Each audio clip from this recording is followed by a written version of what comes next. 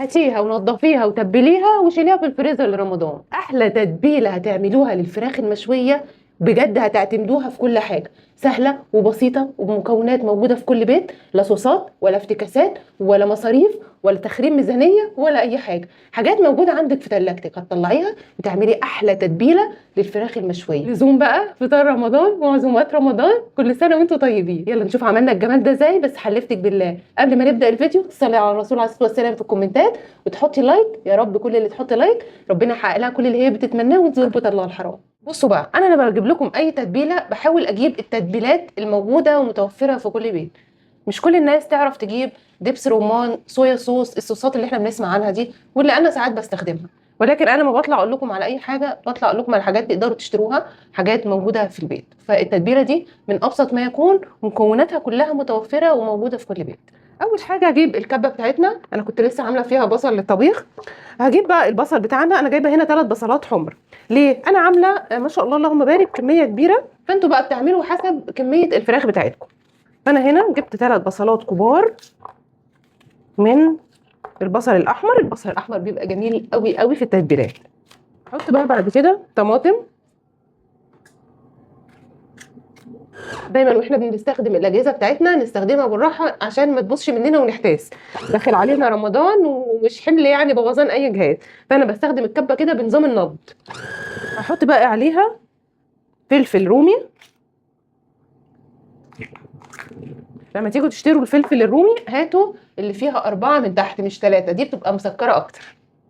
الفلفل ده بقى انا سالت زي ما قلت لكم الراجل وقال لي بارد، هدوقه برده بارد عشان ما بوظش الدنيا. توابل مشكله، انتوا عارفين ان انا بستخدم كنور اللي هي بتاعت زياده اللحمه المفرومه دي. قلت كده كميه حلوه عشان ايه التتبيله بتاعتي. هنحط ملح برده كميه مناسبه على قد الكميه. عسل اسود، وده بديل دبس الرمان. طبعا العسل الاسود متوفر في كل بيت، انا ما عنديش غير الشويه دول هحطهم، ما رحتش اشتريت. اخر حاجه هنحطها الليمون. انا ما فيش تتبيله ما بحبهاش بالليمون، لازم احط ليمون في اي تتبيله. مش متوفر عندك مفيش مشكله. انا هحط هنا 3 ليمونات كبار.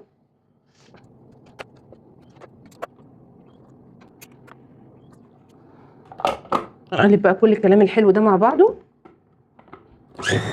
شايفين التتبيله سهله وبسيطه وسريعه ازاي؟ وبكده هنبقى عملنا احلى تتبيله للفراخ المشويه، سهله وبسيطه وبمكونات موجوده في كل بيت. تعالوا بقى نتبل الفراخ الجميله بتاعتنا. انا غسلت الوراك كويس جدا جدا جدا ونقعتها في محلول الملح بتاعي، ميه وخل وملح وفلفل اسود، ولو عندك ليمون حطي، ما عندكيش خلاص، وشويه سكر بس كده. نقعتها حوالي كده ساعتين 3 علشان تبقى زي القشطه. وبعد ما طلعتها عملت لها كده فتحات في الورك زي ما انتم شايفين، ورحت سايباه متصفي في المصفى ده كتير جدا. ودي خطوه مهمه جدا، ان انت بعد ما تطلعيها من محلول النقع تشطفيها كويس، وبعد كده تعملي لها الفتحات اللي انتم شايفينها دي وتسيبوها تتصفى كويس جدا جدا. مش عايزين اي ميه من اللي كانت فيها تبقى في التتبيله بتاعتنا. فالفراخ هي عندنا زي القشطه، هنبتدي بقى نتبلها. هحط كده شويه تتبيله في القعر، التتبيله الحلوه بتاعتنا دي. وبعد كده هبتدي بقى ايه، شايفين اهو، انا عايزه كل الفراخ تبقى فيها تتبيله والفتحات دي علشان تشرب منها. بصوا لي بقى على الجمال، والله العظيم ريحتها خطيره. وشفتوا يعني يعتبر ما اشتريناش حاجه من بره، كل حاجه عندنا في البيت. خطيره خطيره خطيره، تتبيله ولا اروع، هتستخدموها وهتعتمدوها على طول.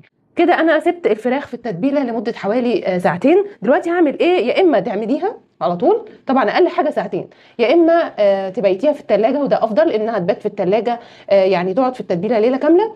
يا اما تشيليها زي ما انا هشيلها دلوقتي في اكياس وتبقى متبله وجاهزه عندك في الفريزر. ليه بقى؟ عشان في رمضان تطلعي الحاجه جاهزه وتعمليها. بسم الله اللهم بارك. ودايما كده يا جماعه واحنا بنعمل حاجتنا دايما نسمي الله، واهم حاجه النظافه النظافه. كل حاجه يا جماعه انا بعمل عليها الفراخ بتتعقم بديتول او ببيركس، بخاخه كده انا عاملاها دايما فيها الحاجات دي. انا هسيب الكياس مفتوحه ليه؟ علشان لما اخلص ويفضل تتبيله اوزعها على كل الكياس.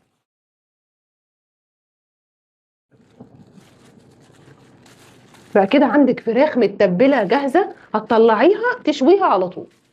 وفري بقى وقفه رمضان دي. ومجهود رمضان اللي بنعمله، وتبلي من قبلها على قد امكانياتك يا حبيبتي. انا ما بقولكيش هاتي كميه كبيره. وكده فراخنا جاهزه ان هي تتحط في الفريزر.